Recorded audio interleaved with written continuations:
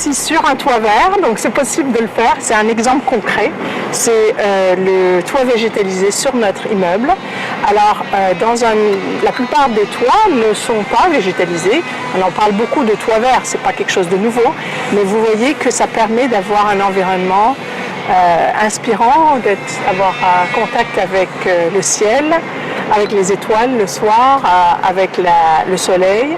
Et c'est pas compliqué, on a déjà tous ces espaces qui sont disponibles pour créer un environnement qui favorise la nature, mais aussi le bien-être humain.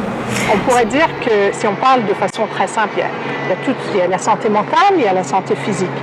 Et je pense que la beauté dans l'environnement urbain contribue à la santé mentale des gens.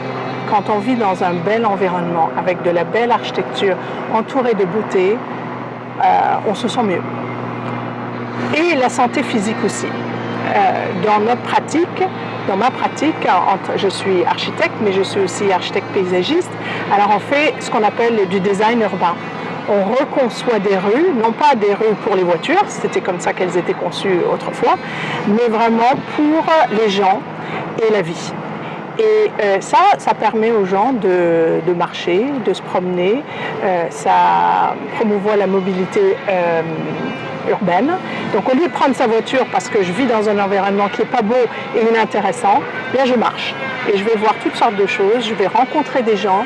Donc c'est possible à travers l'architecture de favoriser des environnements inspirants qui donnent la part belle à la nature et à toutes sortes de vies, pas juste la vie humaine.